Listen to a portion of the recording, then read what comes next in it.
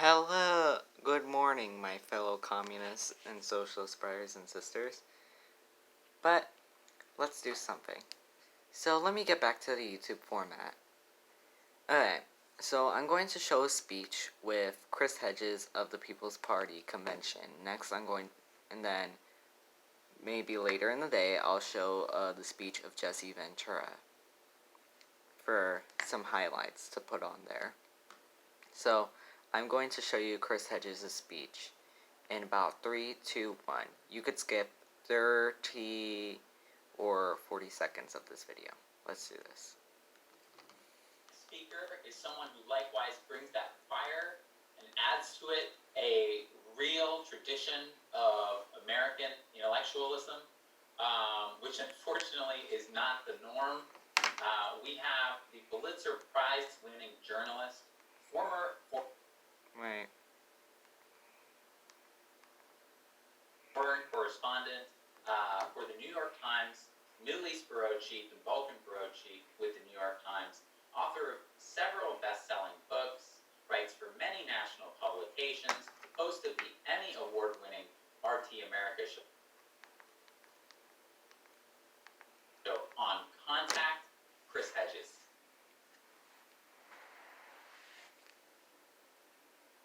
Thanks, Nick, and thanks for letting me speak with such impressive people, some of whom I know and most of whom I know about.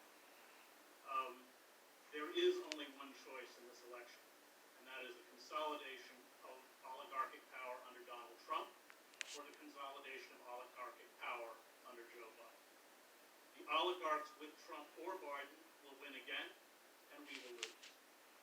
The oligarchs made it abundantly clear, should Bernie Sanders have miraculously become the Democratic Party nominee, they would join forces with the Republicans to crush him.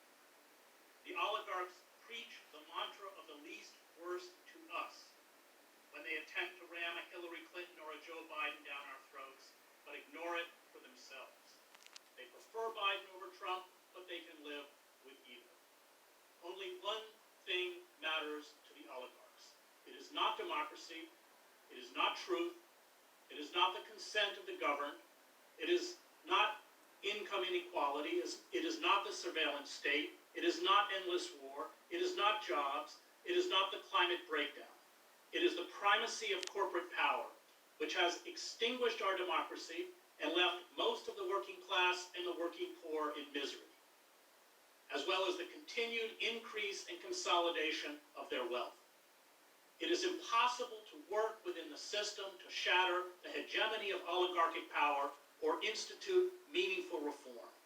Change, real change, will only come by sustained acts of mass civil disobedience and mobilization. Sorry about that, I was interrupted. It is not endless war, it is not jobs, it is not the climate breakdown. It is the primacy of corporate power, which has extinguished our democracy and left most of the working class and the working poor in misery, as well as the continued increase and consolidation of their wealth. It is impossible to work within the system to shatter the hegemony of oligarchic power or institute meaningful reform. Change, real change, will only come by sustained acts of mass civil disobedience and mobilization, as with the Yellow Vest movement in France and the British-based Extinction Rebellion. The longer we are fooled by the electoral burlesque, the more disempowered we will become. Dr. Cornel West and I were on the streets with protesters in Philadelphia outside the appropriately named Wells Fargo Center during the 2016 Democratic Convention, when hundreds of courageous Sanders delegates walked out of the hall. "Show me what democracy looks like," they chanted, holding Bernie signs above their heads as they poured out of the exits. "This is what democracy looks like." True. Sanders' greatest tactical mistake was not joining them. He bowed in fear before the mighty altar of the corporate state. He had desperately tried to stave off a revolt by his supporters and delegates on the eve of the convention by sending out repeated messages in his name, most of them authored by members of the Clinton campaign, to be respectful, not disrupt the nominating process and support Clinton. Oh, Sanders God. was a dutiful sheepdog then and is a dutiful sheepdog now, attempting to herd his disgruntled supporters into the embrace of the Clinton and now Biden campaign. Sanders apparently believed that if he was obsequious enough to the Democratic Party elite, they would give him a chance in 2020, a chance they denied him in 2016. Politics, I suspect he would argue, is about compromise and the practical. And this is true. But playing politics in a system that is not democratic is about being complicit in the charade. True. Sanders misread the Democratic Party leadership, swamp creatures of the corporate state. He misread the Democratic Party itself, True. which is a corporate mirage. Its base can, at best, select pre-approved candidates and act as props at rallies and in choreographed party conventions. The Democratic Party voters have zero influence on party politics or party policies. Sanders' naivete and perhaps his lack of political courage drove away many of his most committed young supporters. They are right, he is wrong. We need to overthrow the system, not placate it. Trump and Biden are each repugnant figures, doddering into old age with cognitive lapses and no moral core. Is Trump more dangerous than Biden? Yes. Is Trump more inept and more dishonest? Yes. Is Trump more of a threat to the open society? Yes. But is Biden the solution? No. Biden represents the nostalgia of the ruling elite for the old neoliberal order. He personifies the betrayal by the Democratic Party of working men and women that sparked the deep hatred of the ruling elites across the political spectrum. He is a gift to demagogues and con artists like Trump. A Biden presidency will ensure that far more competent demagogues will rise to take power. Biden cannot plausibly offer change. He can only offer more of the same.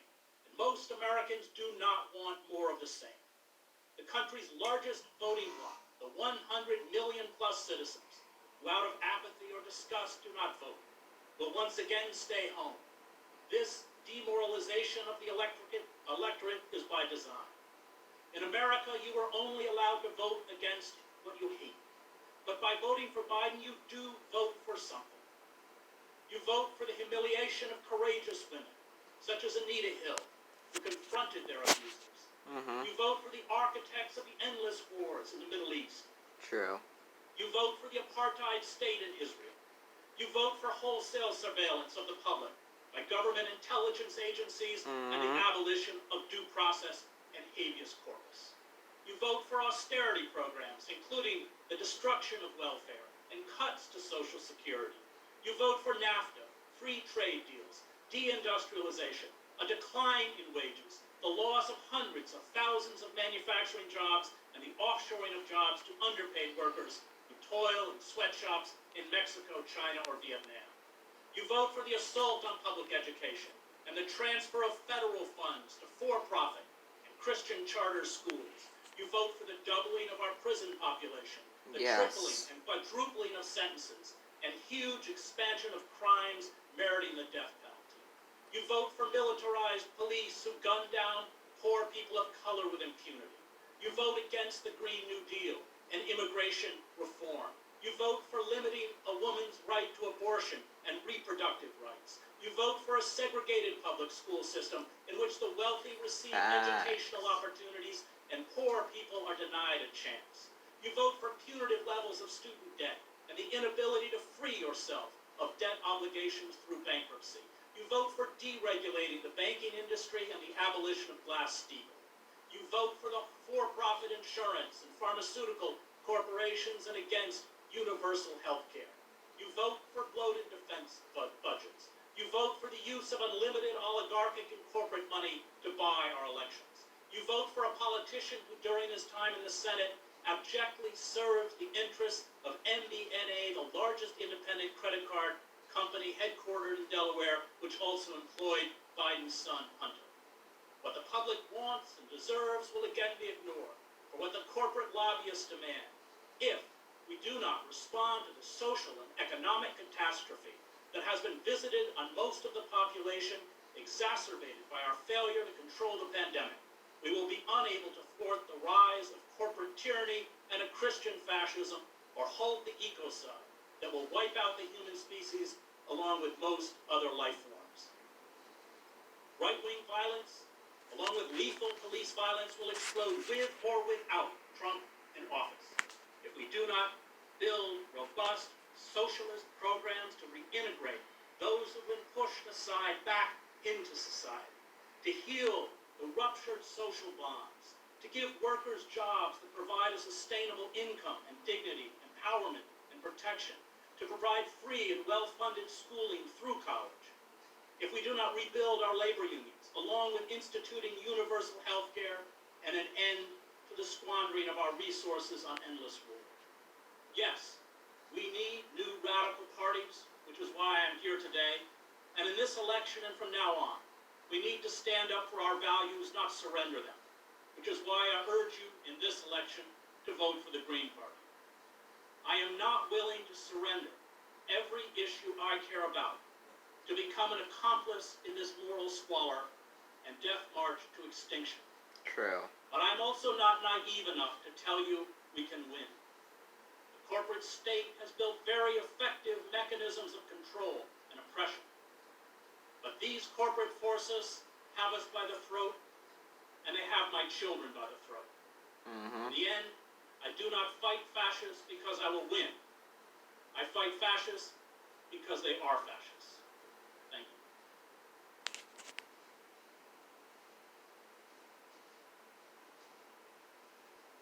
Thank you, Chris, for that great speech.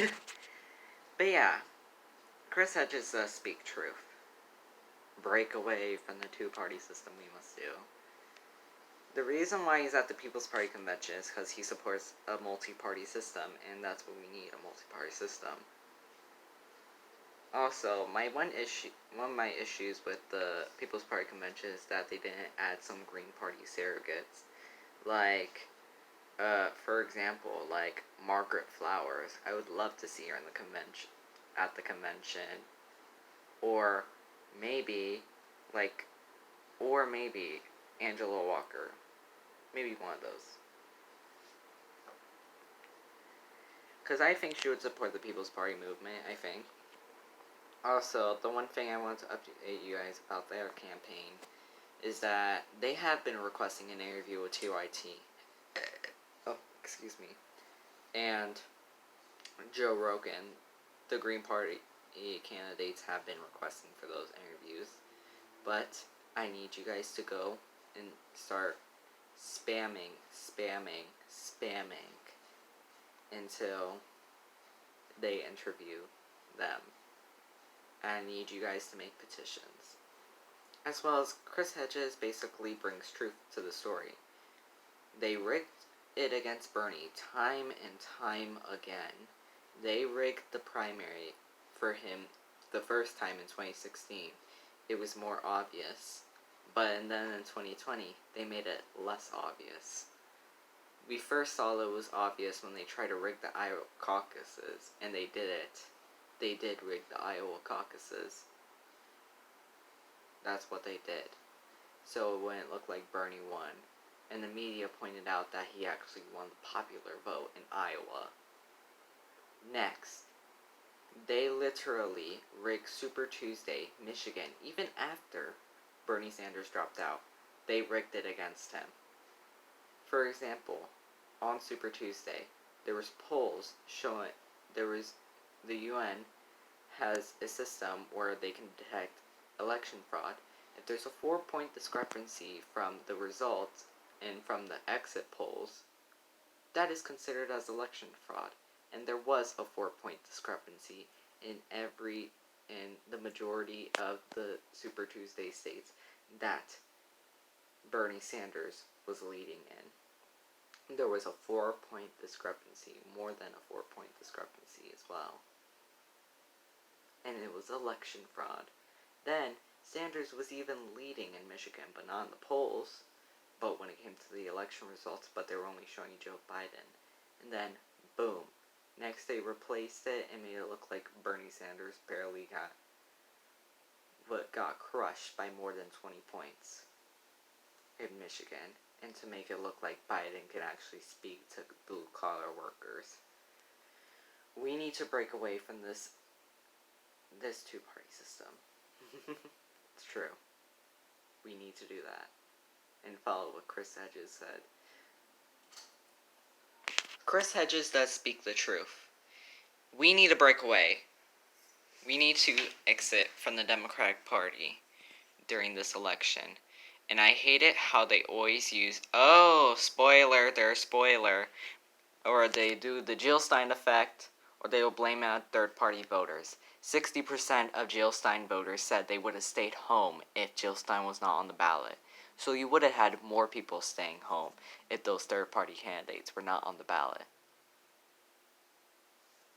Crazy, right? Yeah. Next, instead of blaming it on Jill Stein when it came to Michigan, because they blamed it on Jill Stein for the reason why Hillary Clinton lost in 2016, you should actually be blaming on the Republican Secretary of State in Michigan. There was 70,000 voters, or 7,000 voters for Hillary Clinton in Detroit, Michigan, who were voting for Hillary Clinton. But the Secretary of State the Republican Secretary of State put fraudulent voting machines over there to help Trump win by 0.3 points. Yeah, that's what they did. Instead of listening to Jill Stein when it came to her wanting to do a recount in all three of those damn states. Instead of listening to Jill Stein, they would blame it on her, calling her the spoiler, like what they did to Ralph Nader. Instead of Bernie Sanders actually going like, no, you rigged this primary against me. Instead of fighting back, he wanted to be too kind, too nice, and think he would still have a chance running in 2020. Which he did have a chance until they rigged it again. Instead of siding with his own delegates, who basically marched out, and his supporters over there saying this is what democracy looks like, screaming out at the DNC convention in Philadelphia, he wanted to be nice and tell people to go support Hillary Clinton. I am not supporting Joe Biden. Screw Joe Biden. Screw that he's a lesser of two evils. They're both evil. That's the one thing.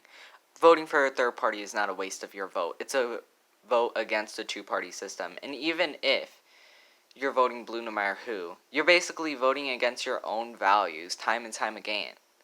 And they're not going to change if you keep voting for them and keep staying in line.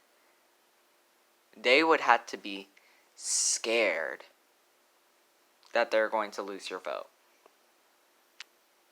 And Trump looks like he might win. I'm going to say, Biden might lose. And it's true.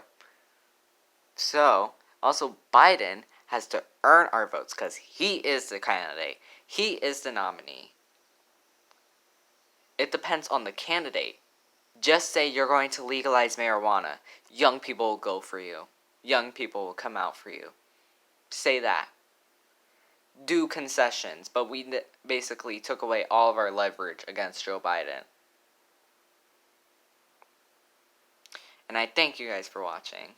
Like, share, and subscribe, my fellow communists and socialist green brothers and sisters. And I'll see you next time, my fellow communists. Like, share, and subscribe. And don't forget to sign the petitions in the link down in the description. Bye-bye.